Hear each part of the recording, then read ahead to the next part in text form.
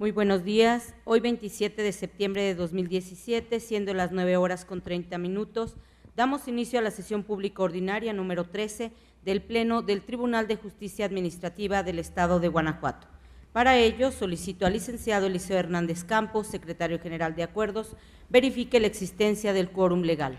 Buenos días, magistrada presidenta, magistrada, magistrados. Hago constar que están presentes en este recinto la licenciada Marisela Torres Serrano, magistrada de la primera sala, el maestro Vicente Jesús Esqueda Méndez, magistrado de la segunda sala, el maestro José Cuauhtémoc Chávez Muñoz, magistrado de la cuarta sala, y el doctor Arturo Lara Martínez, magistrado de la sala especializada, quienes con su presencia magistrada integran quórum suficiente para sesionar válidamente de conformidad con el artículo 10 del reglamento interior del Tribunal de lo Contencioso Administrativo del Estado de Guanajuato, aún vigente en términos de lo previsto por el artículo 4º transitorio del decreto legislativo número 196. Gracias, señor secretario. Verificado el quórum, se declara abierta la sesión y le solicito al secretario de cuenta del orden del día con los asuntos listados para ponencia. Gracias, magistrada. Procedo informando a este pleno que el orden del día propuesto para esta sesión fue oportunamente notificado a los integrantes de este órgano colegiado y se conforma por la lista de asistencia, la declaratoria de quórum legal, 14 ponencias cuyos índices de tocas, actores y autoridades demandadas están descritos en el mismo orden del día y por último asuntos generales. Asimismo, informo que con motivo del acuerdo del Pleno tomado en sesión ordinaria número 1 del Tribunal de Justicia Administrativa del Estado de Guanajuato de 21 de junio del presente año,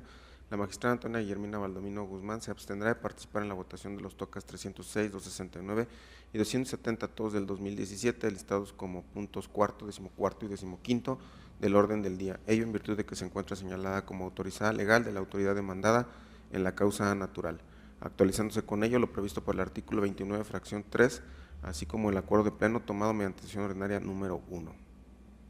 Atendiendo al orden del día, pongo a su consideración el mismo. A su vez, solicito la dispensa de la lectura del acta de la sesión ordinaria anterior, al habérsele remitido junto con la convocatoria para esta sesión. Y en caso de no tener comentario alguno, solicito que la misma se apruebe. Quienes estén a favor de la propuesta, sírvanse manifestarlo.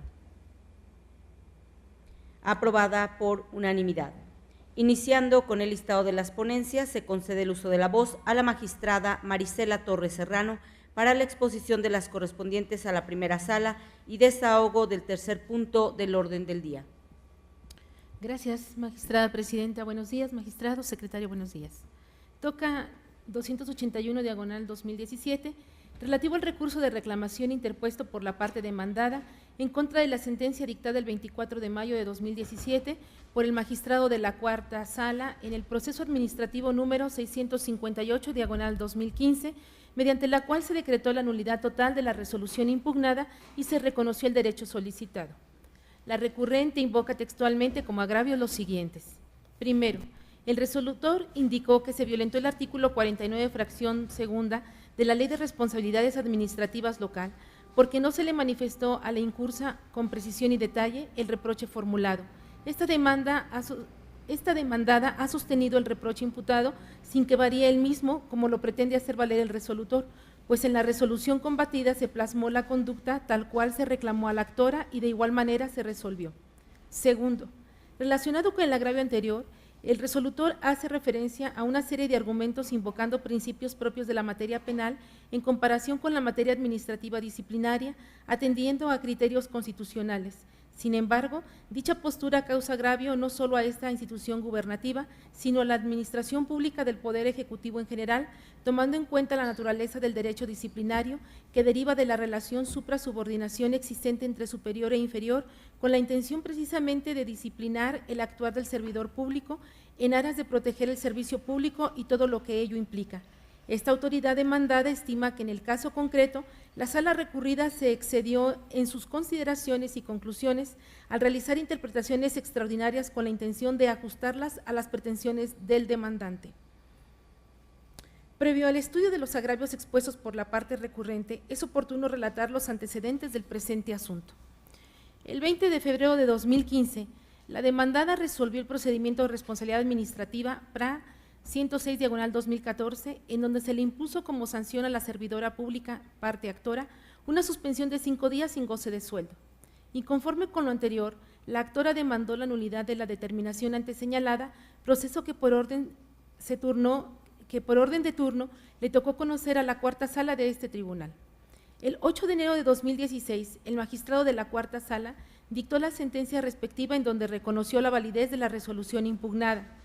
Inconforme con la anterior determinación, la actora promovió amparo directo administrativo, el cual fue resuelto por el primer tribunal colegiado en materia administrativa del 16º Circuito bajo el número de expediente 193/2016, en donde ordenó al magistrado de la cuarta sala de ese tribunal lo siguiente. Primero, deje sin efectos la sentencia reclamada dictada el 8 de enero de 2016. Segundo, en su lugar dicte otra en la que ordene la reposición del procedimiento a fin de que se allegue del auto de 7 de abril de 2014 por el que se decretó el inicio del procedimiento de responsabilidad administrativa PRA 106/2014. Tercero, una vez obtenida dicha constancia, con plenitud de jurisdicción, dicte la resolución que corresponda, para lo cual deberá atender, en primer término, al argumento planteado por la actora en torno a la legalidad del citado acuerdo de inicio del procedimiento de responsabilidad administrativa, a fin de determinar si cumplió o no con los requisitos legales previstos para tal efecto, contenidos en el artículo 49 de la Ley de Responsabilidades Administrativas de los Servidores Públicos del Estado de Guanajuato y sus municipios.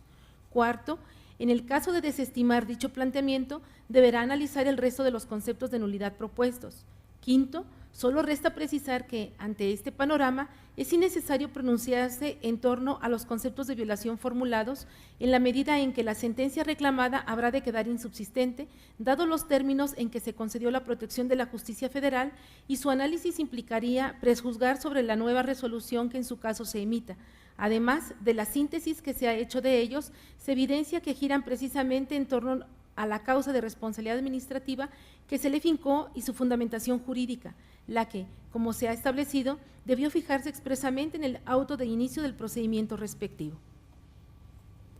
En cumplimiento de lo anterior, el magistrado de la cuarta sala, el 17 de junio de 2016, ordenó reponer el proceso y para ello solicitó a las partes que exhibieran el auto de 7 de abril de 2014, mediante el cual se ordenó la instauración del procedimiento de responsabilidad administrativa PRA 106/2014. Seguido el trámite del proceso de origen, el magistrado de la cuarta sala dictó el 6 de julio de 2016 la sentencia respectiva en donde nuevamente reconoció la validez de la resolución impugnada. Inconforme con la anterior determinación, la actora promovió amparo directo administrativo, el cual fue resuelto por el primer tribunal colegiado en materia administrativa del 16º Circuito el 4 de mayo del presente año, bajo el número de expediente 55/2017, en donde de manera literal ordenó al magistrado de la cuarta sala lo siguiente. El procedimiento se inició porque la servidora pública, quien funge como trabajadora social en el Hospital General de esta ciudad capital, omitió tomar las medidas necesarias para que tuviera un entorno de estabilidad emocional al darse cuenta que quien se dice fue su agresor se encontraba en la misma área de urgencias y no hizo algo para evitar la continuación de esa situación. No obstante, no se hizo del conocimiento de la actora que debió hacer para efecto de que la nombrada persona estuviera en un entorno de estabilidad emocional. Solo con esa indicación, la servidora pública de que se trata hubiese estado en posibilidad de defenderse adecuadamente de la imputación, porque pudo haber dirigido sus argumentos, sus pruebas y alegatos a demostrar que sí lo realizó o bien que no estaba en sus facultades hacerlo. Lo anterior adquiere mayor relevancia al observar que en la resolución sancionatoria de 20 de febrero de 2015 sí existe la precisión de la conducta exigida, a saber, no realizó ninguna acción para evitar que continuara dicha situación, es decir, que tanto la víctima como su agresor estuvieran en el mismo espacio físico del señalado Hospital General Guanajuato, lo que impactó en su entorno al generarle una desestabilización emocional. La sujeto a procedimiento como trabajadora social adscrita al Centro de Atención Especializado en Violencia Intrafamiliar del Hospital de Guanajuato estaba obligada a tomar las medidas necesarias a efecto de generarle un entorno de estabilidad emocional, pues la norma oficial mexicana NOM-046-SSA2-2005, violencia familiar, sexual y contra las mujeres, contempla de manera particular el acceder a un tratamiento integral con acompañamiento profesional a efecto de conocer alternativas que le permitan decidir sobre su situación física y emocional de manera libre e informada, supuesto que no se actualizó. Así, con las circunstancias de este asunto, se obtiene que no fue sino hasta la resolución sancionatoria cuando la servidora pública conoció que que la conducta omitida consistió en no cambiar de espacio físico del señalado Hospital General Guanajuato para que no estuviera en el mismo lugar que su agresor y en no acatar lo dispuesto en la norma oficial mexicana NOM-046-SSA2-2005, violencia familiar, sexual y contra las mujeres, que contempla la factibilidad de acceder a un tratamiento integral con acompañamiento profesional a efecto de conocer alternativas que le permitan decidir sobre su situación física y emocional de manera libre e informada. Todo lo cual deriva en una evidente contravención al artículo 49, fracción segunda de la mencionada ley, pues la redacción utilizada en el auto de inicio del procedimiento sancionador generó que la servidora pública quedara en estado de incertidumbre ante la deficiencia en la forma de indicársele sobre la conducta imputada, de la cual no conoció sino hasta que devino la sanción. Dicha violación es de tal magnitud que implicó variar la conducta por la que se inició procedimiento respecto de la que se sancionó, en clara contravención a la certeza jurídica que debe imperar en cualquier procedimiento sancionatorio. En efecto, debe recordarse que la conducta señalada como aquella que motivó el inicio del procedimiento administrativo lo fue haber omitido tomar las medidas necesarias para garantizar la integridad física y generarle un entorno de estabilidad emocional. No realizó ninguna acción para evitar que continuara esta situación. Esto quiere decir que inicialmente la conducta que debía ser sujeta a debate en el procedimiento sancionatorio fue una genérica, consistente en dejar de realizar diversas medidas que garantizaran la integridad física y llevaran a un entorno de estabilidad emocional a la nombrada persona presunta víctima. Igualmente, la omisión se tradujo en que nada hizo para evitar que continuara la situación relativa a que en la misma área de urgencias también se encontraba como paciente el señalado como agresor. Es decir, se indicó de forma genérica en el auto de inicio que la servidora pública no llevó diversas medidas y que tampoco realizó algo para evitar que el presunto agresor y la presunta víctima estuvieran en la misma área de urgencias del hospital. Sin embargo, finalmente se sancionó, como ya se ha mencionado, porque la trabajadora social y servidora pública no cambió de área física a la presunta víctima, así como porque desatendió lo dispuesto en la norma oficial mexicana NOM-046-SSA2-2005, violencia familiar, sexual y contra las mujeres, que contempla la factibilidad de acceder a un tratamiento integral con acompañamiento profesional a efecto de conocer alternativas que le permitan decidir sobre su situación física y emocional de manera libre e informada. Dichas conductas que fueron señaladas hasta el dictado de la resolución sancionatoria son diversas a la que dio motivo a que se iniciara el procedimiento, pues señalar que no se tomaron medidas tendentes a procurar la seguridad física y emocional la presunta víctima, así como hacer algo para que no siguiera la situación de encontrarse físicamente cerca esas dos personas, se traduce en referencias a conductas genéricas, mientras que la sanción finalmente se decretó por conductas particulares, como lo fue que la trabajadora social no cambió de área física a la presunta víctima, así como porque desatendió lo dispuesto en la norma oficial mexicana NOM-046-SSA2-2005, violencia familiar, sexual y contra las mujeres.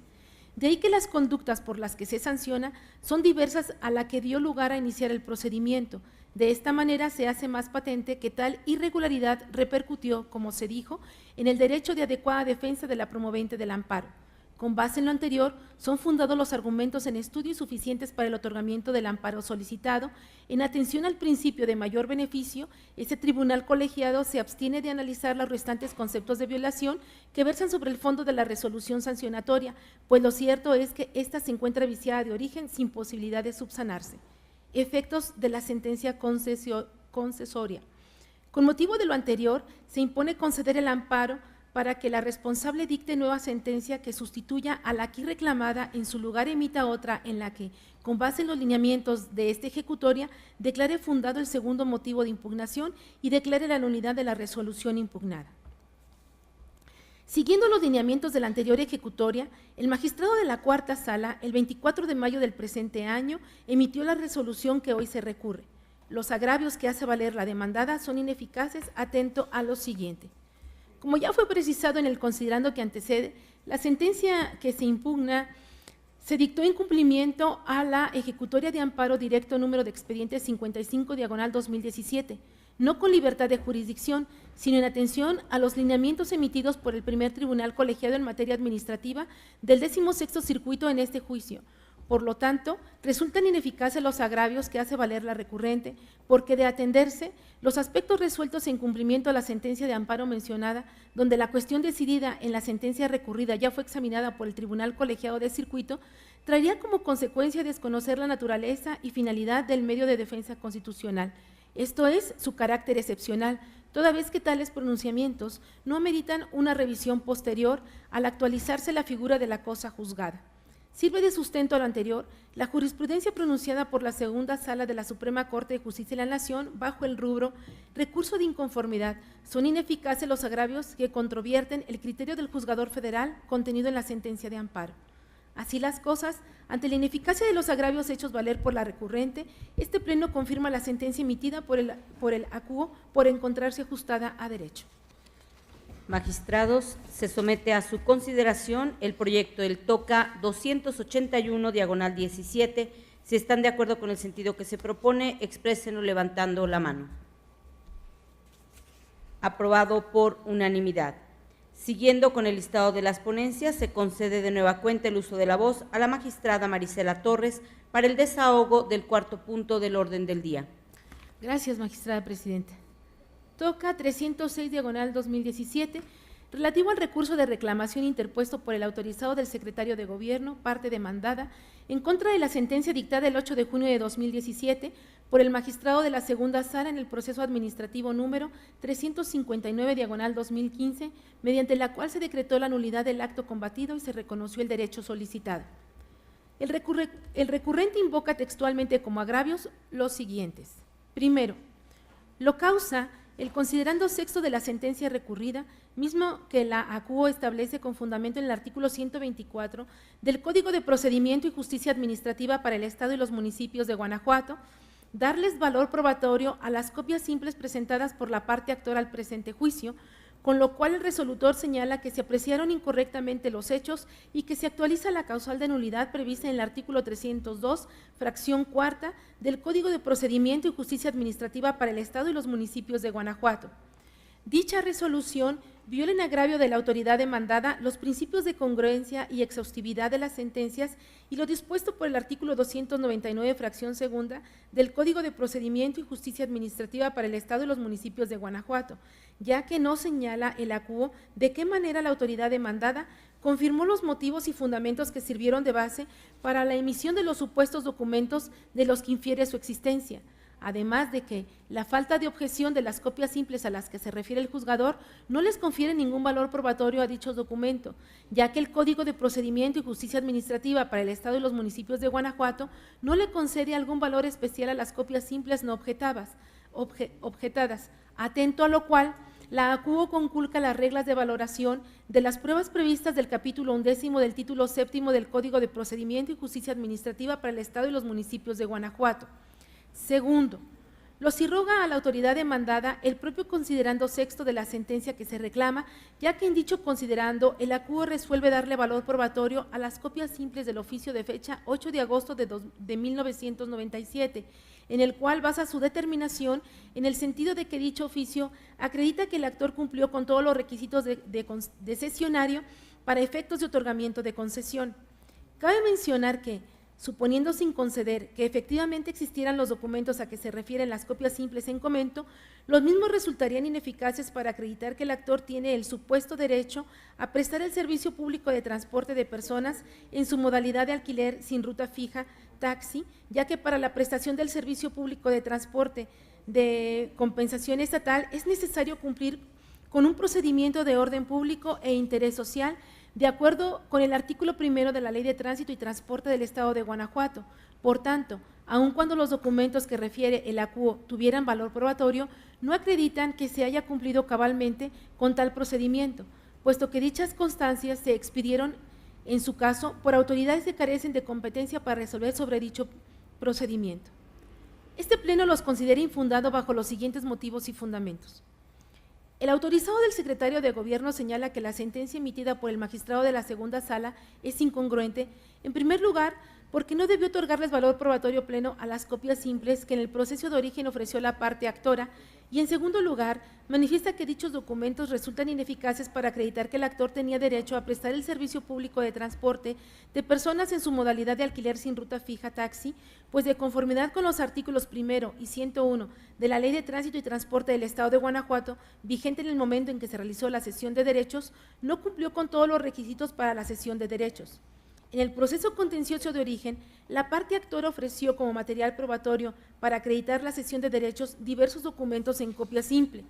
Tal como lo resolvió el ACUO, dichas pruebas merecen valor probatorio pleno al ser adminiculadas entre sí, primero porque quien hoy recurre no las objetó en tiempo y forma, y además la parte actora, tanto en la solicitud que realizó al secretario de Gobierno, acto con el cual se configuró la negativa ficta, como en la presentación de la demanda, fue clara en señalar que los documentos originales se encontraban tanto en poder de la Dirección General de Tránsito y Transporte como de las autoridades que los suscribieron, para que en caso de ser objetados les fueran requeridos. Sin embargo, no fue necesario solicitar medio de perfeccionamiento, pues el secretario de Gobierno no objetó en tiempo y forma su veracidad. Continúa señalando la recurrente que las copias antes señaladas resultan ineficaces para acreditar que el actor tiene el supuesto derecho a prestar el servicio público de transporte de personas en su modalidad de alquiler sin ruta fija taxi, ya que para la prestación del servicio público de transporte de competencia estatal es necesario cumplir con un procedimiento de orden público e interés social, tal como lo establecen los artículos 1 y 101 de la Ley de Tránsito y Transporte del Estado de Guanajuato.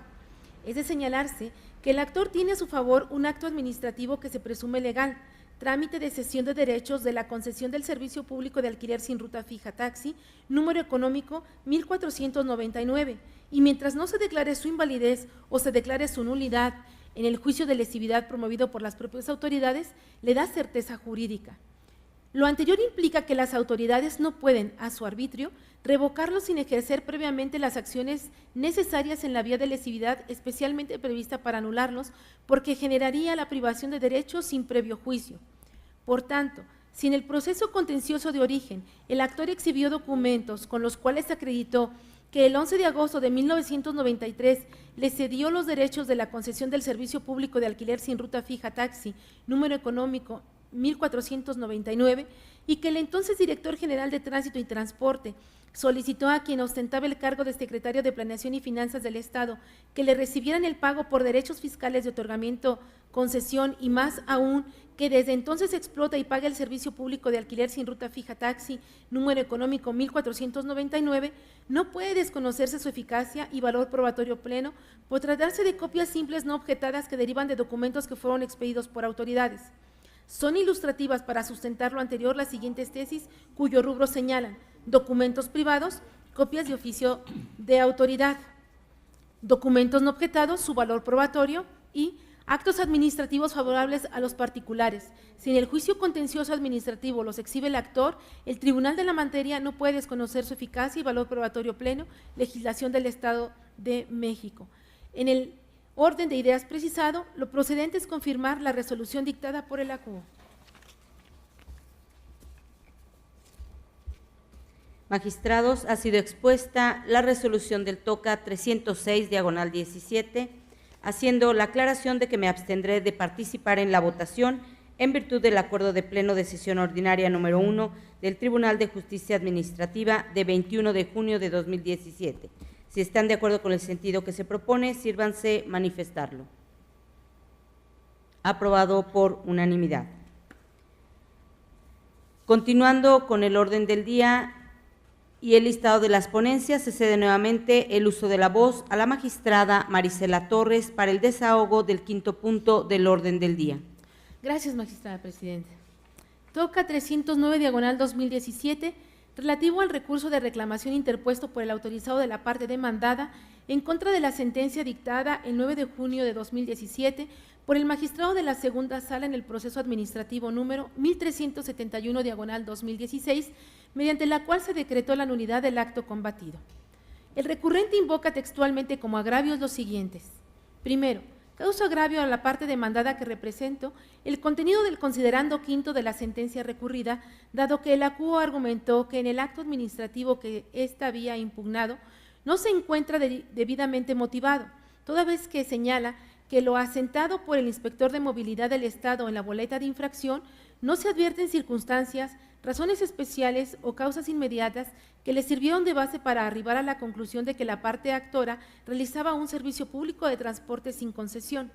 Segundo, aunado a lo anterior, la honorable sala resolutora pasa por desapercibido que, siempre y cuando el acto administrativo contenga los elementos necesarios para que el afectado esté en aptitud de realizar su adecuada defensa, se considera que el acto administrativo está debidamente fundado y motivado.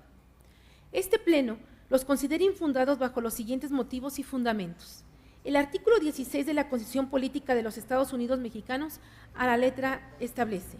nadie puede ser molestado en su persona, familia, domicilio, papeles o posesiones, sino en virtud de mandamiento escrito de la autoridad competente que funde y motive la causa legal del procedimiento. El artículo 137, fracción sexta del Código de Procedimiento y Justicia Administrativa para el Estado y los municipios del Estado de Guanajuato establece: son elementos de validez del acto administrativo, fracción sexta, estar debidamente fundado y motivado. Los anteriores preceptos normativos determinan de manera imperativa que todo acto de autoridad debe encontrarse debidamente fundado y motivado.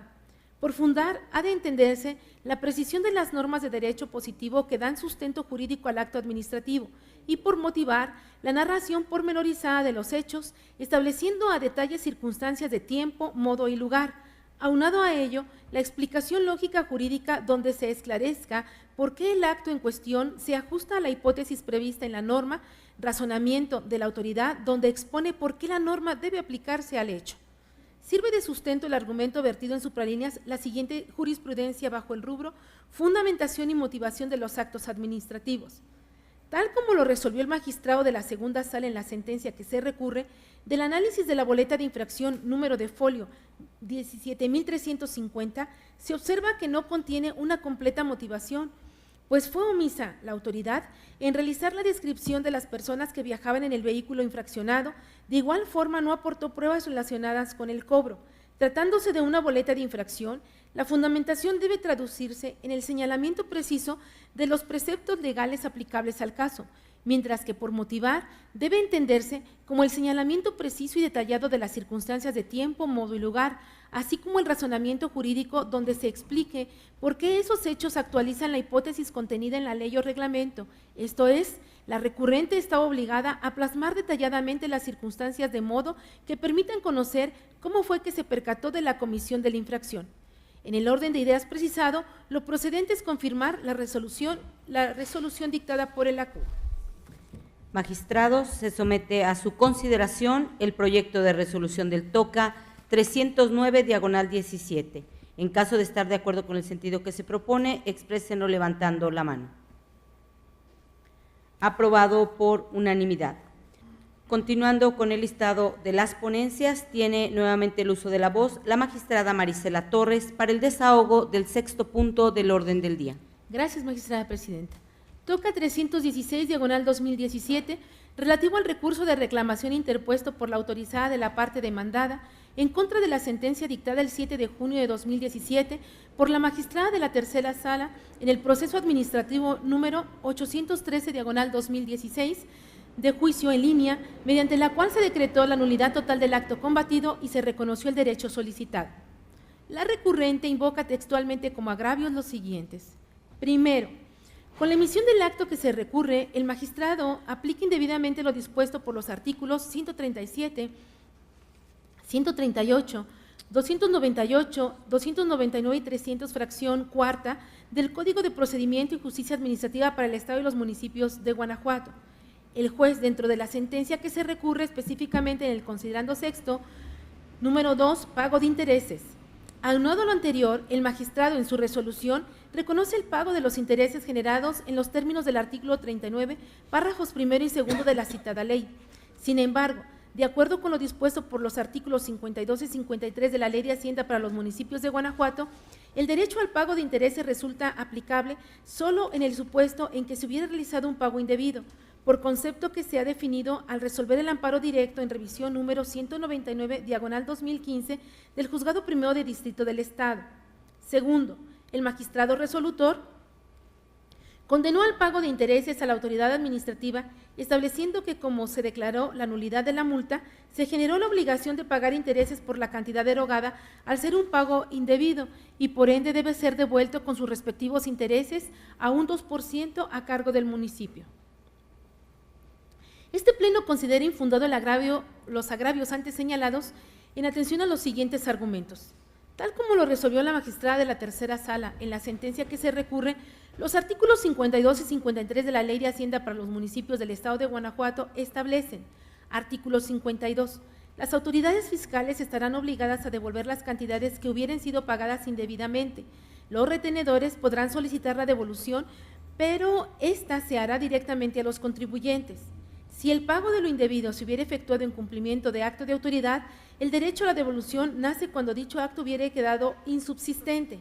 Artículo 53. Cuando se solicite la devolución, esta deberá efectuarse dentro del plazo de 2 meses siguientes a la fecha en que se presentó la solicitud ante la autoridad fiscal competente con todos los datos, informes y documentos que señalen la forma oficial respectiva. Si dentro de dicho plazo no se efectúa la devolución, el fisco deberá pagar intereses conforme a una tasa que será igual a la prevista para los recargos en los términos del artículo 49 de la ley. Los intereses se calcularán sobre las cantidades que proceda a devolver, excluyendo los propios intereses, y se computarán desde que se venció el plazo hasta la fecha en que se efectúe la devolución o se pongan las cantidades a disposición del interesado. El contribuyente que, habiendo efectuado el pago de un crédito fiscal determinado por la autoridad, interponga oportunamente los medios de defensa que las leyes establezcan y obtenga resolución firme que le sea favorable total o parcialmente, tendrá derecho a obtener del fisco el pago de intereses conforme a la tasa que señale la Ley Anual de Ingresos para los recargos sobre las cantidades pagadas indebidamente y a partir de que se efectuó el pago. Estos numerales se encuentran relacionados ya que ambos versan sobre la devolución del pago de lo indebido y sobre los intereses que se generan en virtud de este supuesto. Del numeral 52 y con apoyo en lo previsto por el artículo 6º del Código Fiscal para el Estado de Guanajuato, se puede desprender que el pago de lo indebido ocurre cuando se actualiza cualquiera de los siguientes supuestos. Inciso A. Cuando el ciudadano acude espontáneamente ante la autoridad y realiza el pago de alguna contribución, pero se excede de la cantidad adeudada. Inciso B. Cuando el ciudadano acude voluntariamente ante la autoridad y paga una contribución que en realidad no debía. E inciso C. Cuando el ciudadano acude ante la autoridad a pagar un crédito fiscal que se le ha determinado en un acto de autoridad. Ante estos escenarios, el contribuyente puede asumir las posturas siguientes. Primero, acudir a la sede administrativa y solicitar la devolución de lo que considera que ha sido un pago indebido. O, segundo, demandar ante la instancia jurisdiccional la nulidad del acto de autoridad que contiene la determinación del crédito fiscal que considere ilegal. En el caso número 1, o primero, si la autoridad no paga en el plazo de 2 meses, contados a partir de que se le solicitó la devolución de lo indebidamente pagado, se verá culminado a pagar intereses, mismos que se computarán a partir de que se vencieron los 2 meses, acorde a lo dispuesto por el artículo 53 de la Ley de Hacienda para los municipios del Estado de Guanajuato. En el caso número 2 o segundo, si el ciudadano demandó el acto administrativo ante autoridad judicial y se resuelve la ilegalidad del mismo, en ese momento nace su prerrogativa a obtener la devolución, pero el cómputo de los intereses se empezará a partir de que realizó el pago, ya que el contribuyente se desprendió de parte de su patrimonio culminado por un acto ilegal de la autoridad, luego entonces no debe estar obligado a sufrir detrimento alguno. Lo anterior es así porque el primer supuesto, en el pago espontáneo, sugiere que existió un error o confusión por parte del contribuyente y por ende no es dable que se generen intereses a su favor con antelación. Pero en el segundo caso, el error o confusión radica en la autoridad que conminó al ciudadano a realizar un pago al cual no estaba obligado, extremo que quedó acreditado por medio de la resolución judicial.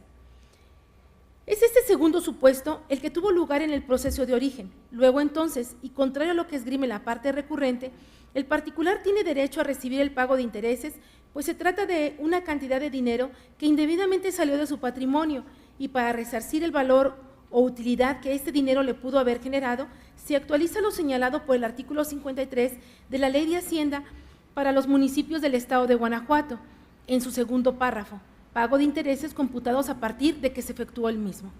Es ilustrativa para lo anterior la siguiente tesis, cuyo rubro es: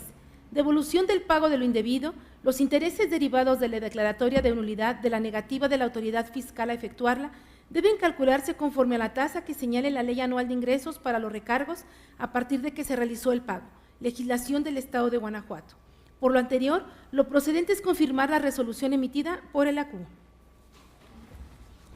Magistrados, ha sido expuesta la ponencia y en tal sentido se somete a su consideración la resolución del TOCA 316/17. En caso de estar de acuerdo con el sentido propuesto, sírvanse manifestarlo.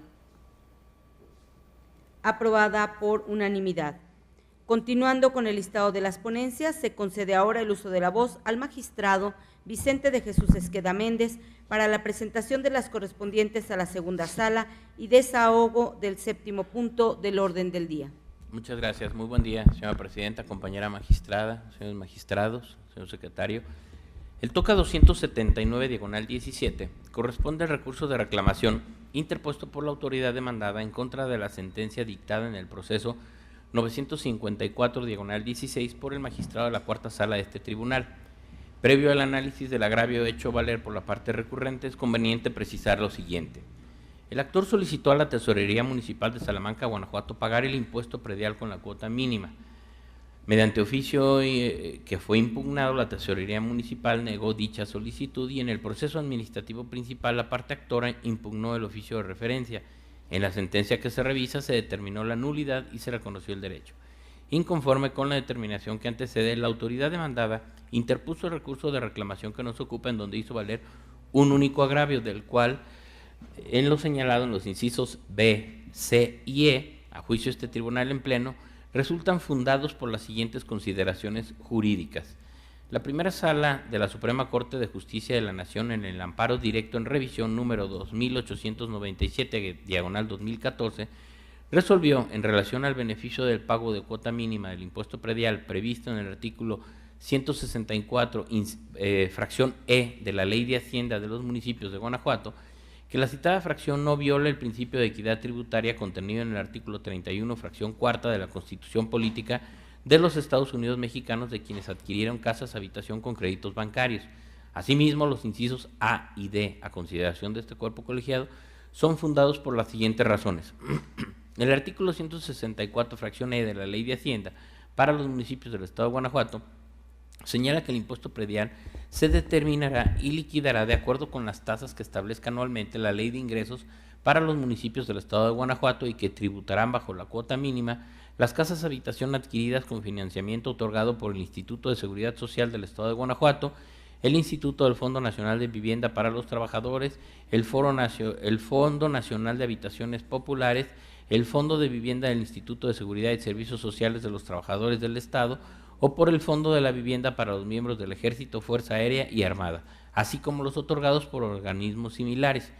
Por otra parte, el convenio celebrado entre Petróleos Mexicanos y la institución bancaria, en su cláusula segunda, señala que Petróleos Mexicanos expedirá a cada trabajador interesado que cubra los requisitos establecidos por dicha empresa un certificado de ingresos en el que se establecerá el nombre del trabajador, su domicilio, antigüedad, capacidad de pago, el importe de su percepción ordinaria mensual y demás datos pactados. Y una vez recibida la propuesta individualizada, realizará un análisis del caso concreto en los términos del artículo 65 de la Ley de Instituciones de Crédito y resolverá en un plazo máximo de 4 días hábiles la aceptación o rechazo de los precandidatos propuestos. Las cláusulas 9ª y 11ª,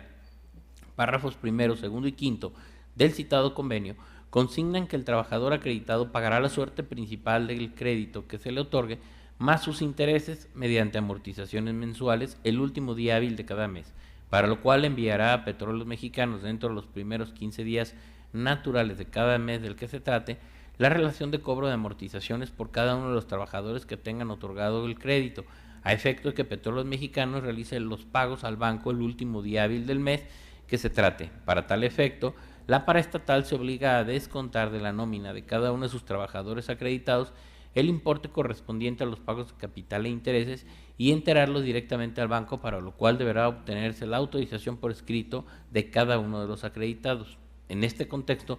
tenemos que el actor adquirió su casa habitación con un crédito otorgado por una institución del sistema financiero y no por un organismo similar a los invocados en el artículo 164, fracción E de la Ley de Hacienda para los municipios del Estado de Guanajuato, y por lo tanto no se actualiza la hipótesis ahí prevista. Esto en atención a que Petróleos Mexicanos fue simplemente un intermediario entre el actor y el banco, ya que conforme al convenio de referencia, la paraestatal únicamente tuvo la obligación de expedirle al actor un certificado de ingresos y descontarle de la nómina el importe correspondiente a los pagos de capital e intereses y enterarlo al banco, lo cual implica que Petróleos Mexicanos no financió al actor ningún monto de dinero, sino que quien le otorgó el crédito fue el banco. Así las cosas, ante lo fundado de los incisos de este agravio hecho valer por la parte recurrente, se propone revocar la sentencia que se revisa con fundamento en el segundo párrafo del artículo 311 del Código de Procedimiento y Justicia Administrativa para el Estado y los municipios de Guanajuato.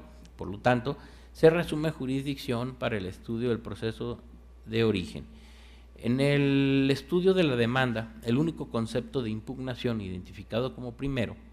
a consideración de este cuerpo colegiado, es infundado. Ello en atención a que, conforme a lo expuesto anteriormente, el actor en su calidad de trabajador de Petróleos Mexicanos adquirió su inmueble a través de un financiamiento proporcionado por una institución de crédito y no mediante un subsidio, por lo cual el caso del actor no encuadra dentro de los supuestos previstos en el artículo 164, fracción E de la Ley de Hacienda para los municipios del Estado de Guanajuato. Por ello, la negativa consignada en el oficio impugnado está debidamente fundada y motivada. En consecuencia, se propone decretar la validez total del oficio impugnado en el proceso de origen con base en lo dispuesto en el artículo 300, fracción primera del Código de la Materia. Magistrados y magistradas, se somete a su consideración la resolución del TOCA 279, diagonal 17. Si están de acuerdo con el sentido que se propone, exprésenlo levantando la mano. Aprobada por unanimidad. Siguiendo con el listado de las ponencias, se cede de nueva cuenta el uso de la voz al magistrado Vicente Esqueda para el desahogo del octavo punto del orden del día. Muchas gracias. El TOCA 312, diagonal 17, corresponde al recurso de reclamación interpuesto por las autoridades demandadas en contra de la sentencia dictada en el proceso 197, diagonal 17, por el magistrado de la primera sala de este tribunal. Previo al análisis del agravio hecho valer por la parte recurrente, es conveniente precisar lo siguiente. En el proceso administrativo principal, la parte actora impugnó las resoluciones emitidas en su contra por las autoridades demandadas y en la sentencia que se revisa se decretó la nulidad. Inconforme con la determinación que antecede, las autoridades demandadas interpusieron el recurso de reclamación que nos ocupa, en donde hicieron valer un único agravio. El primer argumento del agravio único, a juicio de este tribunal en pleno, es inoperante por las siguientes consideraciones jurídicas. El artículo tercero transitorio de la Ley de Contrataciones Públicas para el Estado de Guanajuato, invocado en la sentencia recurrida, consigna que los procedimientos de aplicación de sanciones que se encuentren en trámite o pendientes de resolución a la entrada en vigor de la Ley de Contrataciones Públicas para el Estado de Guanajuato se tramitarán y resolverán conforme a las disposiciones aplicables al momento en que se iniciaron. La Sala de Origen concilió el hecho de que los contratos de mérito se signaron antes de la entrada en vigor de la Ley de Contrataciones Públicas para el Estado de Guanajuato, con el hecho de que los procedimientos de aplicación de sanciones se iniciaron después de la entrada en vigor de dicha ley, resultando por lo tanto aplicable la jurisprudencia con rubro, y cito textualmente, responsabilidades administrativas de los servidores públicos. Es aplicable al procedimiento respectivo la ley de la materia que entró en vigor el 14 de marzo de 2002, aún tratándose de hechos acaecidos durante la vigencia de la ley anterior, si aquel no se ha iniciado. Cierro la cita textual, que señala que las leyes procedimentales, por su naturaleza instrumental, no pueden producir efectos retroactivos, por lo cual los procedimientos deben sustanciarse y concluirse de conformidad con las disposiciones vigentes. En este contexto, tenemos que la parte recurrente no señaló ni concretó en el argumento objeto de estudio razonamiento alguno capaz de desvirtuar la jurisprudencia antes citada. De ahí lo inoperante del argumento objeto de estudio. El segundo argumento del agravio único, a juicio de este tribunal en pleno, es infundado por las siguientes consideraciones jurídicas. La sentencia emitida por la cuarta sala de este tribunal fue revocada, ya que, como lo señaló a parte recurrente, en contra de ella se promovió un amparo directo, mismo que se concedió y que quedó firme. Además, conforme al artículo tercero, segundo párrafo del Código de la Materia, la justicia administrativa se imparte bajo el principio de independencia, por lo cual el hecho de que la cuarta sala mediante sentencia haya determinado la aplicabilidad de la Ley de Adquisiciones, Enajenaciones, arrendamientos y contrataciones de servicios del sector público en el estado de Guanajuato a un caso similar a la controversia del proceso de origen, no vincula a la sala de origen o a este pleno a seguir el mismo criterio, de ahí lo infundado del agravio objeto de estudio. Así las cosas, ante lo inoperante e infundado del agravio hecho valer, se propone confirmar la sentencia que se revisa. Magistrada y magistrados, ha sido expuesta la resolución del TOCA 312/17. Si están de acuerdo con el sentido propuesto, sírvanse manifestarlo. Aprobada por unanimidad. Siguiendo con el listado de las ponencias, se cede de nueva cuenta el uso de la voz al magistrado Vicente Esqueda para el desahogo del 9º punto del orden del día. Muchas gracias. El TOCA 327/17 es relativo al recurso de reclamación interpuesto por la autoridad demandada en contra de la sentencia dictada en el proceso 1383/16 por el magistrado de la cuarta sala de este tribunal. Previo al análisis de los agravios hechos valer, es conveniente precisar lo siguiente. Mediante escrito presentado a la autora Dirección General de Transporte del Estado, la actora solicitó le sea reconocido su calidad de concesionaria y le fueran brindados los requisitos o elementos correspondientes para llevar a cabo la prestación del servicio público de transporte de personas en la modalidad de alquiler sin ruta fija, taxi, así como que se autorizara el alta y plaqueo correspondientes y le sea asignado el número económico progresivo que correspondiera. A través de oficio, el director general del Instituto de Movilidad del Estado de Guanajuato negó lo peticionado. En el proceso administrativo principal, la actora impugnó el oficio de referencia y en la sentencia que se revisa se decretó la nulidad. Inconforme con la determinación que antecede, la autoridad demandada interpuso el recurso de reclamación que nos ocupa, en el cual hizo valer dos agravios. El agravio primero, a consideración de este pleno, por una parte es inoperante y por la otra es infundado por las siguientes razones. Es inoperante porque en el considerando cuarto de la sentencia recurrida se determinó que la copia fotostática certificada de la resolución definitiva hace fe de la existencia de su original y no fue objetada. Empero, en el caso que nos ocupa, el recurrente no señaló ni concretó en el agravio objeto de estudio razonamiento alguno capaz de destruir los fundamentos y motivos en que se apoyó la sala de origen. De ahí lo inoperante del agravio objeto de estudio. Por otra parte, es infundado el agravio en comento porque a fojas 19 y 20 del expediente de origen obra copia certificada de la resolución definitiva y el hecho de que la autoridad no tenga registro ni expediente respecto de la citada resolución no constituye ninguna prueba que desvirtúe la copia certificada exhibida por la actora, ya que la ley prevé la posibilidad de que la autoridad no cuente con determinada documentación y por ello se creó la figura de reposición en términos de los artículos 21 y 133 del Código de Procedimiento y Justicia Administrativa para el Estado y los municipios de Guanajuato, de ahí de lo infundado del agravio objeto de estudio.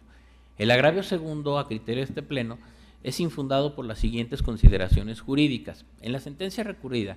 no se decretó que la autoridad demandada deba decidir sobre la activación y alta de la unidad vehicular al servicio público de transporte, sino únicamente lo que se determinó es que debe realizar las gestiones conducentes a efectos de que se active la concesión a favor de la parte actora. Es de resaltarse que realizar las gestiones conducentes no implica el ejercicio de decidir sobre la activación y alta de la unidad vehicular al servicio público de transporte. Así las cosas, ante lo inoperante e infundado del agravio primero e infundado del agravio segundo, se propone confirmar la sentencia que ahora se revisa. Magistrados, ha sido expuesta la ponencia y en tal sentido se somete a su consideración la resolución del TOCA 327/17. En caso de estar de acuerdo con el sentido propuesto, sírvanse manifestarlo. Aprobada por unanimidad. Continuando con los asuntos listados en el orden del día, se concede nuevamente el uso de la voz al magistrado Vicente Esqueda para el desahogo del 10º punto del orden del día. Gracias, señora presidenta. El TOCA 335/17 es relativo al recurso de reclamación interpuesto por la autoridad demandada en contra de la sentencia dictada en el proceso 748/16 por el magistrado de la cuarta sala de este tribunal. Previo al análisis de los agravios hechos valer por la parte recurrente, es conveniente precisar lo siguiente. En el proceso administrativo principal, la parte actora impugnó la boleta de infracción y la calificación de dicha infracción, donde se determinó un crédito fiscal. En la sentencia que se revisa se decretó la nulidad de la boleta de infracción impugnada. Inconforme con la determinación que antecede, la parte demandada interpuso el recurso de reclamación que nos ocupa, en donde hizo valer dos agravios. El primer argumento del agravio primero, a juicio de este tribunal en pleno, es infundado por las siguientes consideraciones jurídicas.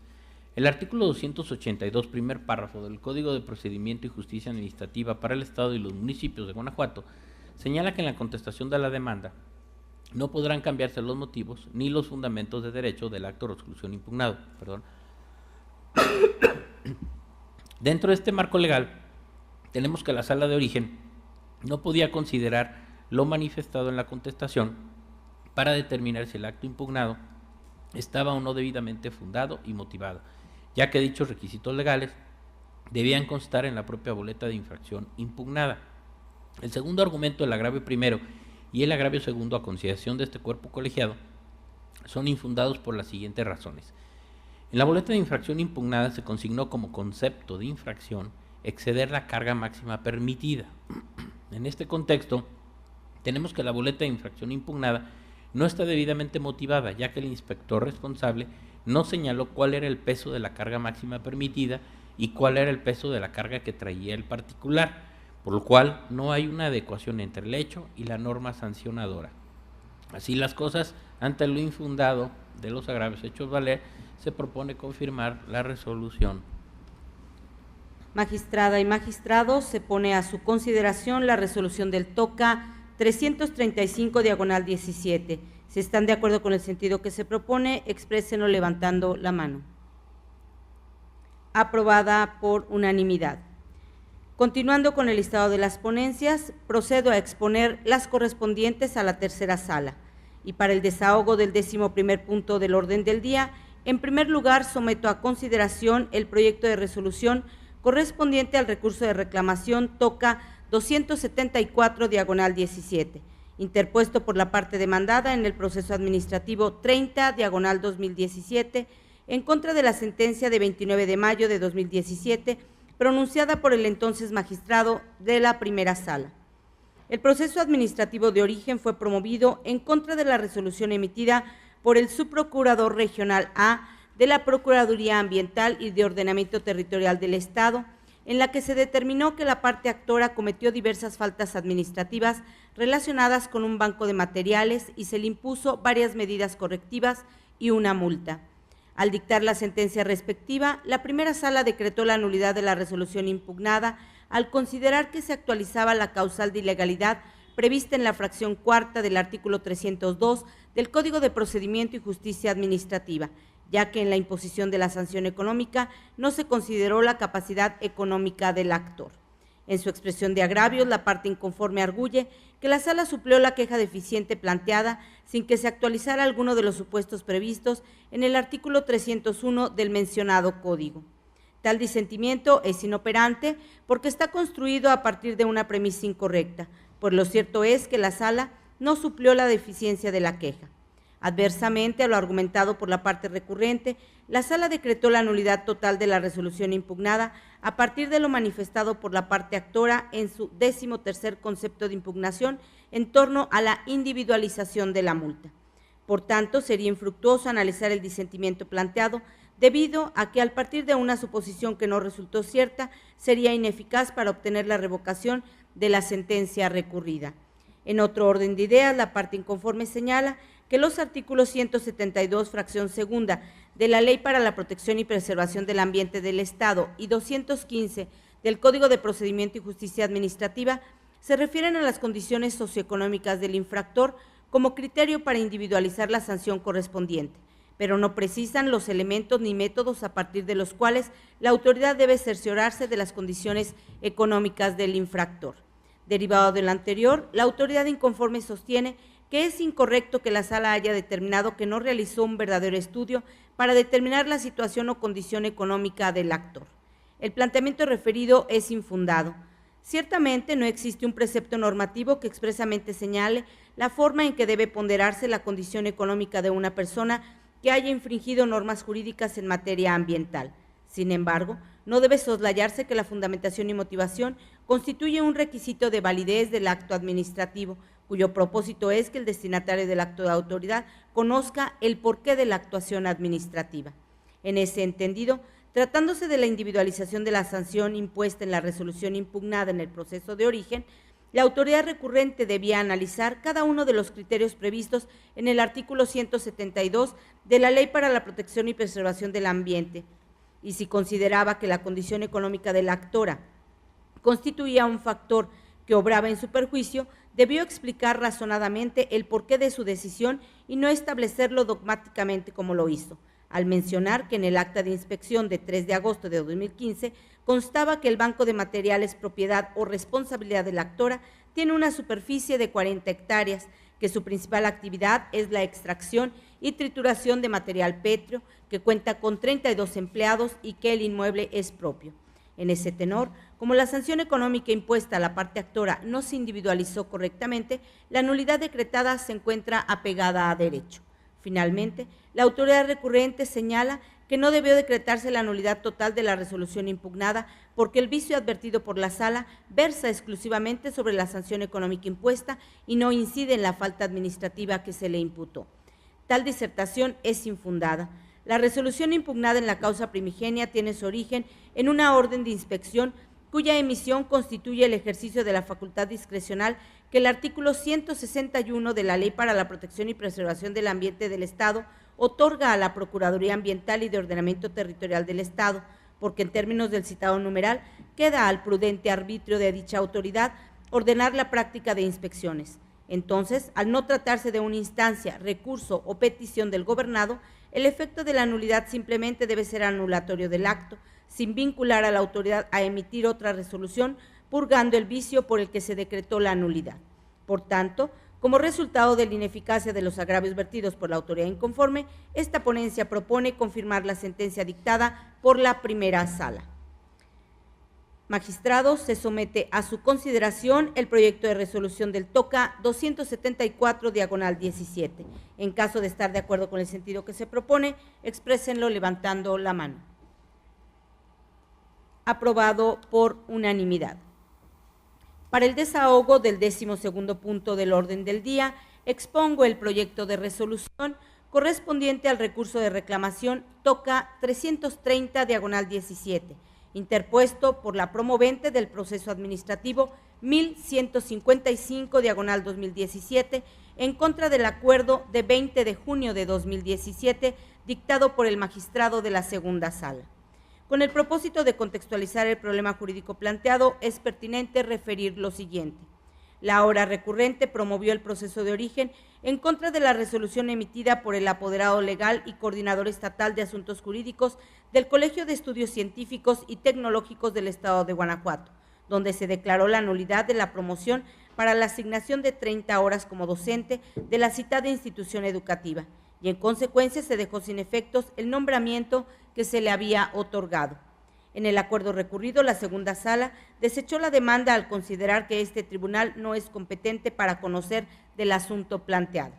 Ahora bien, en su expresión de agravio, el de inconforme refiere que si bien es cierto que el artículo 83 de la Ley General del Servicio Profesional Docente establece que se regirán por la legislación laboral las relaciones de trabajo del personal a que se refiere la ley con las autoridades educativas, en este caso, el Colegio de Estudios Científicos y Tecnológicos del Estado de Guanajuato. Sin embargo, la misma norma jurídica establece como caso de excepción cuando se trate de la aplicación de la propia ley.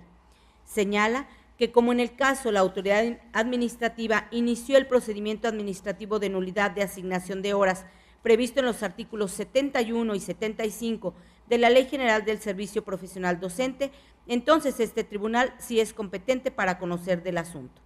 Por último, refiere que en la propia resolución impugnada la autoridad reconoce y señala que el acto impugnado es de naturaleza administrativa y no laboral, pues funda su actuación en el artículo 138, fracción quinta del Código de Procedimiento y Justicia Administrativa, así como en el artículo 80 de la Ley General del Servicio Profesional Docente.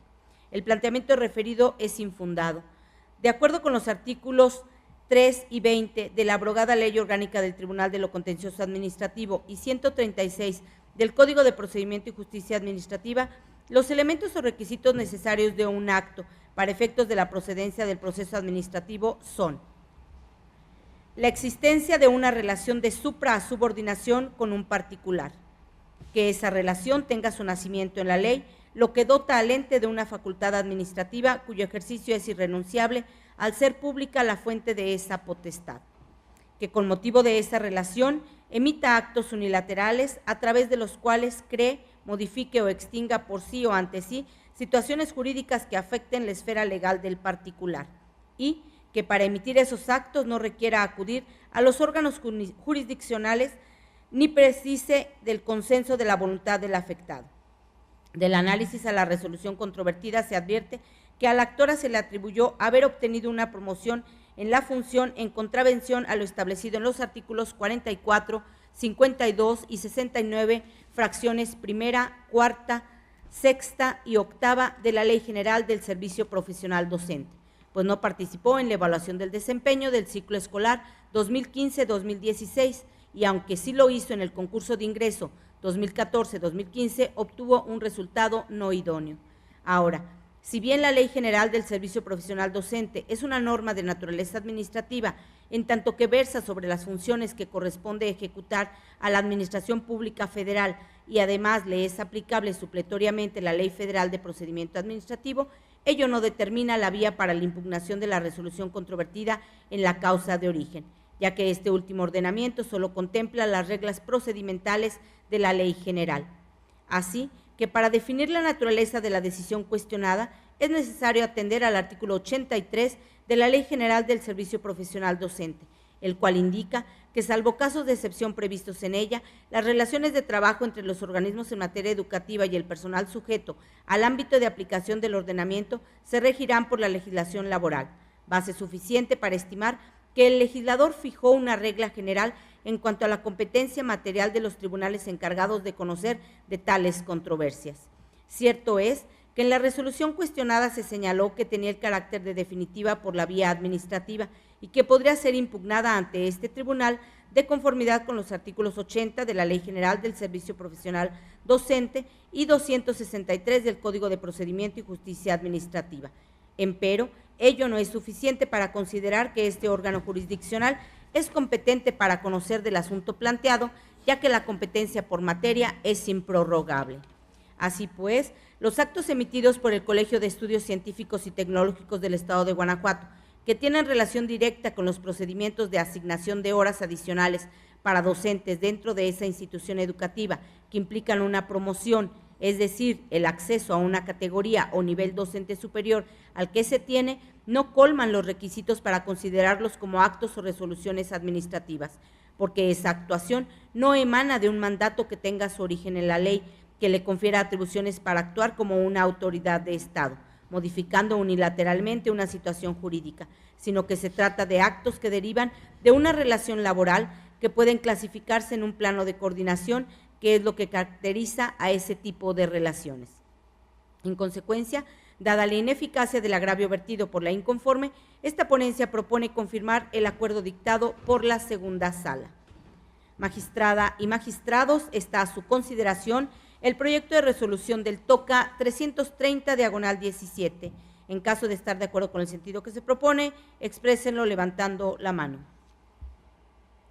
Aprobado por unanimidad. Siguiendo con el listado de las ponencias, se concede ahora el uso de la voz al magistrado José Cuauhtémoc Chávez Muñoz para la presentación de las correspondientes a la cuarta sala y desahogo del 13º punto del orden del día.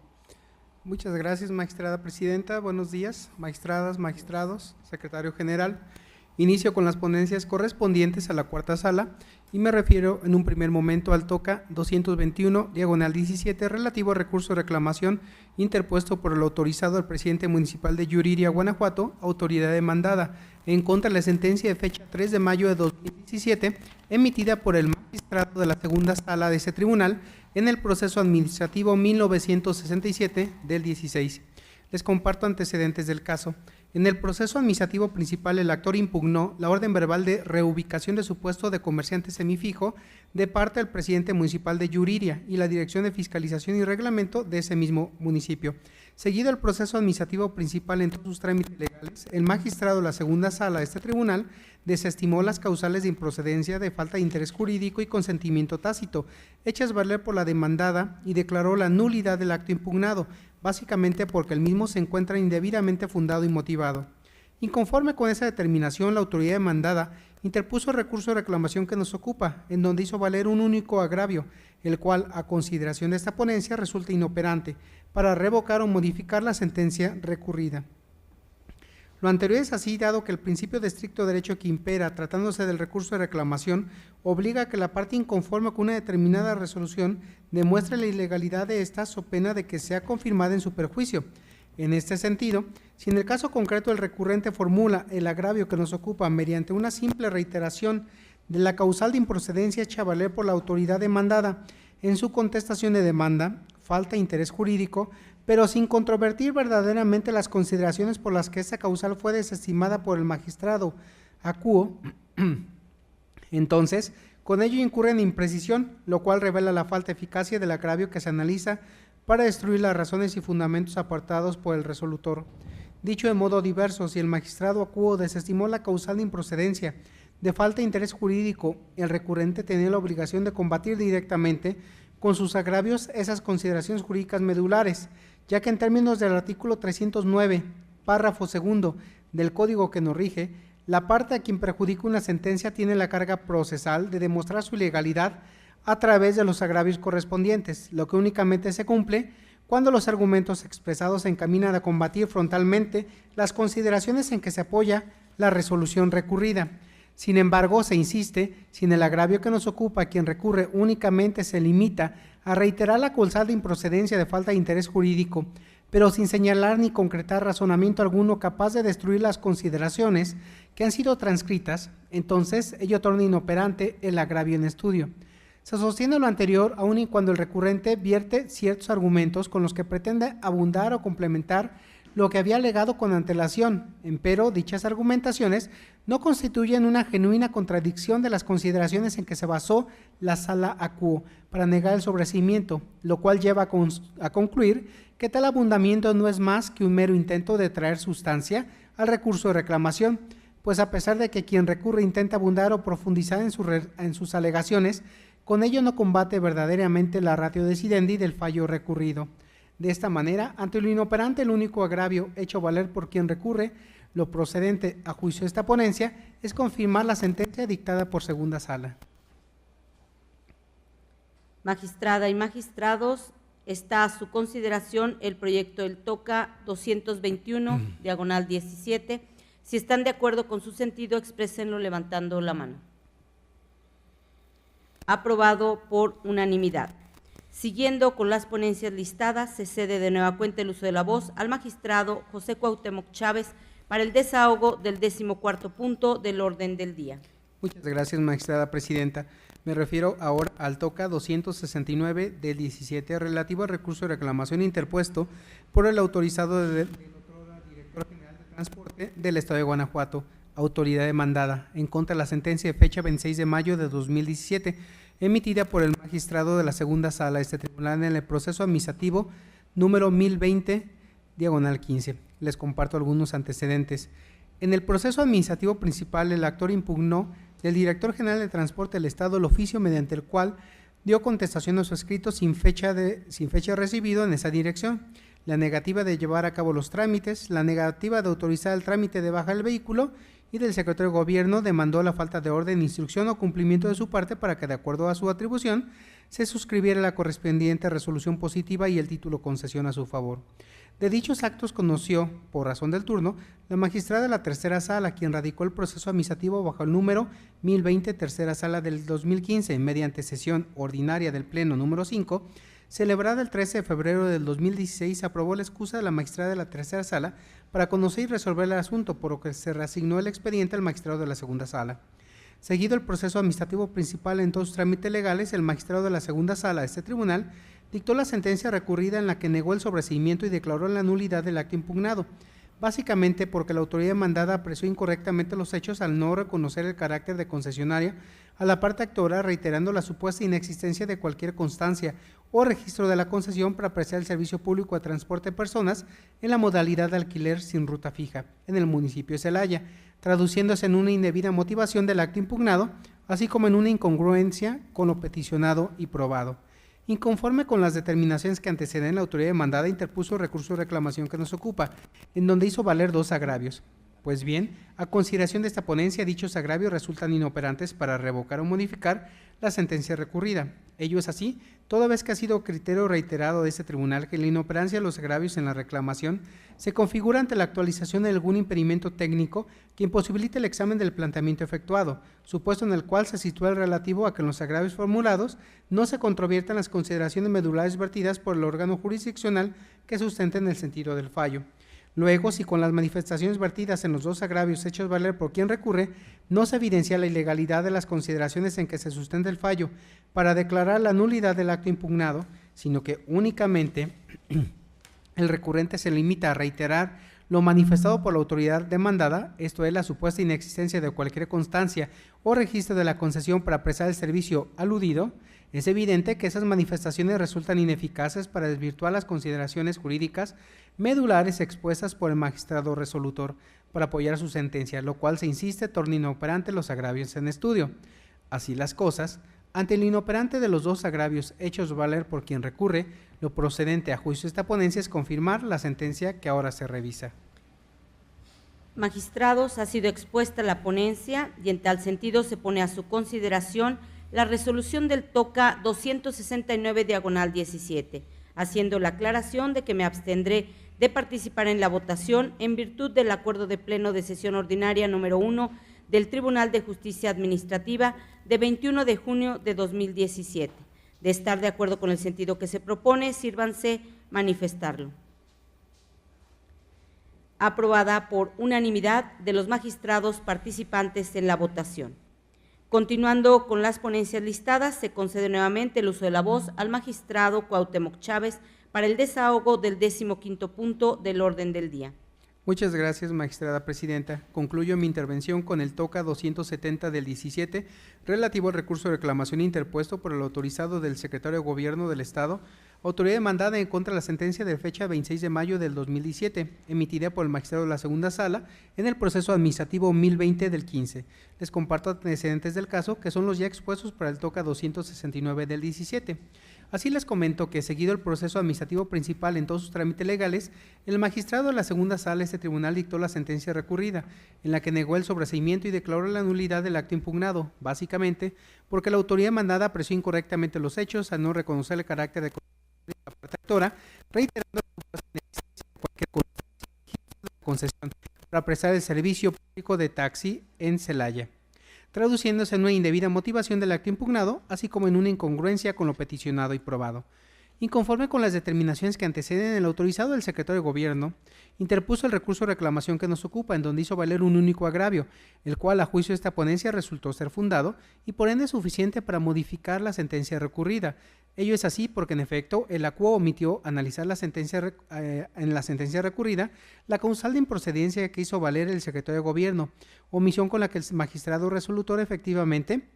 transgredió en perjuicio del secretario de Gobierno el principio de exhaustividad previsto por el artículo 298 de nuestro Código. No obstante lo anterior, y debido a que las causales de improcedencia son de orden público y pueden estudiarse en alzada, si la sala no las examinó, esta ponencia se abocó al análisis de la causal de improcedencia invocada por el autorizante del ahora recurrente.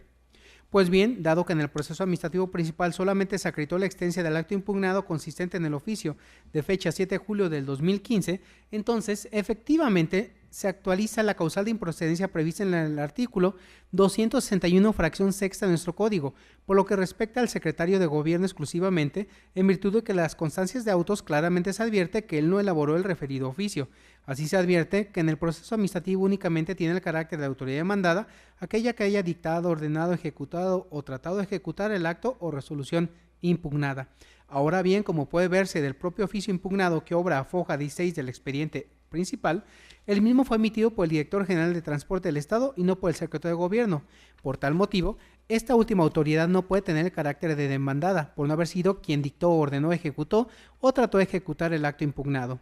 Por tanto, lo procedente es sobreseer el proceso administrativo principal única y exclusivamente Por lo que se refiere a esta autoridad, Secretaría de Gobierno, con fundamento en la fracción sexta del artículo 261, en relación con la fracción segunda del numeral 262 del Código que nos rige. Así las cosas, ante lo fundado, el único agravio hecho valer por el recurrente, lo procedente a juicio de esta ponencia es modificar la sentencia que ahora se revisa para que se sobresea el proceso administrativo principal, única y exclusivamente, como ya se dijo, por lo que se refiere al Secretario de Gobierno, al actualizarse la causal de improcedencia prevista por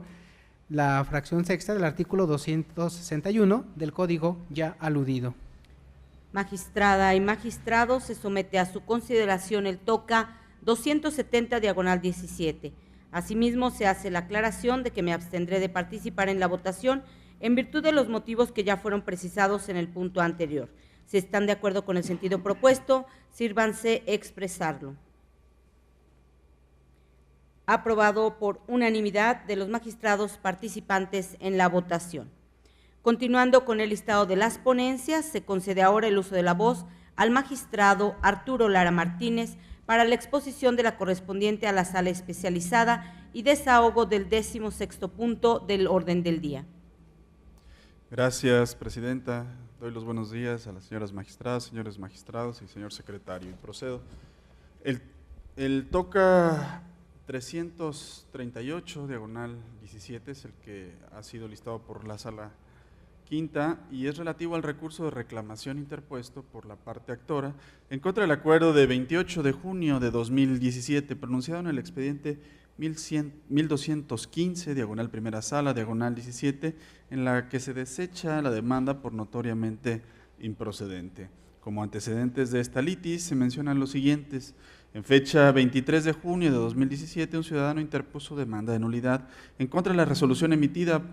por la apoderada legal del Colegio de Estudios Científicos y Tecnológicos del Estado de Guanajuato, donde se deja sin efectos el nombramiento mediante el cual le asignaron 15 horas como docente del Colegio de Estudios Científicos y Tecnológicos de Purísima del Rincón, Guanajuato. El asunto fue turnado a la primera sala de este tribunal, en donde, por medio de acuerdo de 28 de junio de 2017, se desechó por notoriamente improcedente la demanda bajo el argumento de que la materia de la litis que se expone es de índole laboral. Inconforme con lo anterior, la parte actora interpuso recurso de reclamación en contra del acuerdo de referencia. El agravio expuesto por el actor, donde sostiene que este tribunal es competente para conocer de su demanda, tan es así que la autoridad emisora de la resolución impugnada advirtió la competencia de este tribunal a criterio de esta ponencia es infundado. Atentos a lo siguiente. Del artículo 16 de la Constitución Política de los Estados Unidos Mexicanos se desprende que la autoridad únicamente podrá actuar en virtud de mandamiento legal que así lo autorice. Así pues, es dable inferir que es el ordenamiento jurídico el que establece y define el conjunto de atribuciones de las que gozará cualquier instancia de gobierno, por ejemplo, el Tribunal de Justicia Administrativa del Estado de Guanajuato. El ordenamiento jurídico que enuncia las atribuciones de este órgano de control de legalidad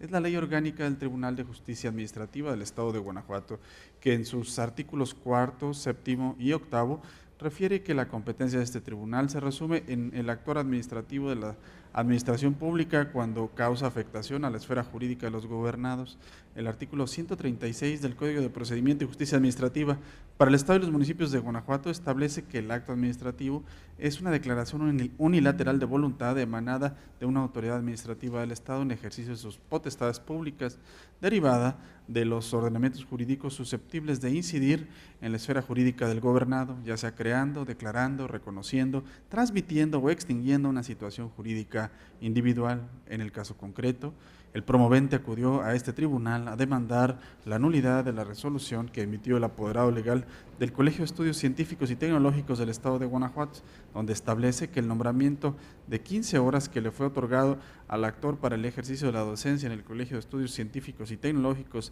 de Purísima del Rincón, Guanajuato, quedó sin efectos. La litis contenida en el escrito inicial no se subsume en la competencia de este tribunal, ya que su naturaleza jurídica no implica una declaración unilateral emitida por una autoridad administrativa en el ejercicio de sus potestades públicas que pretenda crear, transmitir, extinguir una relación jurídica. La litis que plantea el accionante atañe al derecho laboral, en concreto a las relaciones de trabajo que imperan en el servicio profesional docente y que se encuentran reguladas por la fracción tercera del artículo 3º de la Constitución Política de los Estados Unidos Mexicanos. Este precepto constitucional expone con claridad que su contenido pretende establecer las bases jurídicas del ingreso, permanencia y promoción de los trabajadores de la educación, bases jurídicas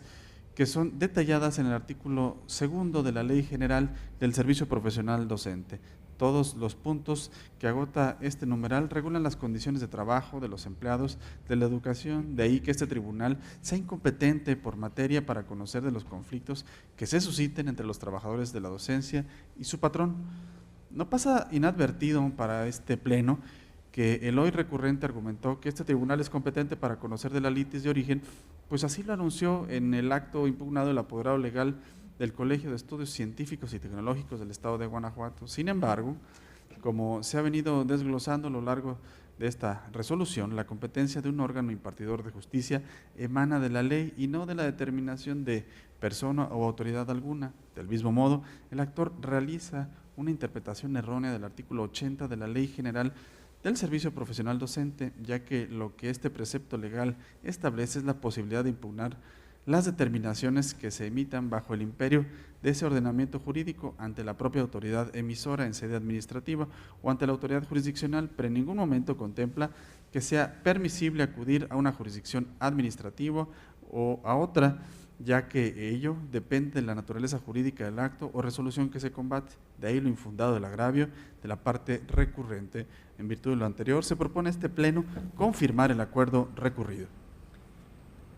Magistrada y magistrados, está a su consideración el TOCA 338 diagonal 17. Si están de acuerdo con el sentido propuesto, sírvanse expresarlo. Aprobado por unanimidad. Siguiendo con el orden del día, le solicito, señor secretario, proceda a dar cuenta con los asuntos generales. Gracias, magistrada. Informo que como único asunto general se han recibido los comentarios relativos a la iniciativa de la Ley de Austeridad para el Estado de Guanajuato y sus municipios formulada por la representación parlamentaria del Partido Morena, de tal forma que se somete a su consideración para efecto de su aprobación y posterior remisión al Congreso del Estado para los fines legislativos que resulten convenientes la opinión jurídica realizada a la antes referida iniciativa, lo anterior con fundamento en lo previsto por el artículo 25, fracción 16 de la Ley Orgánica del Tribunal de Justicia Administrativa del Estado de Guanajuato.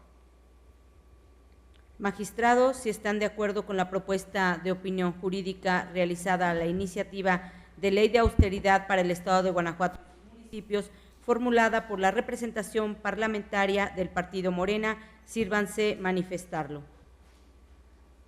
Aprobado por unanimidad. En ese sentido, no habiendo más asuntos que tratar y agotados los puntos listados en el orden del día, declaro cerrada la sesión ordinaria de Pleno número 13 del Tribunal de Justicia Administrativa del Estado de Guanajuato del día de su fecha, siendo las 10:52. Gracias por su asistencia y participación. Señora magistrada, señores magistrados, secretario general, que tengan todos ustedes un muy buen día.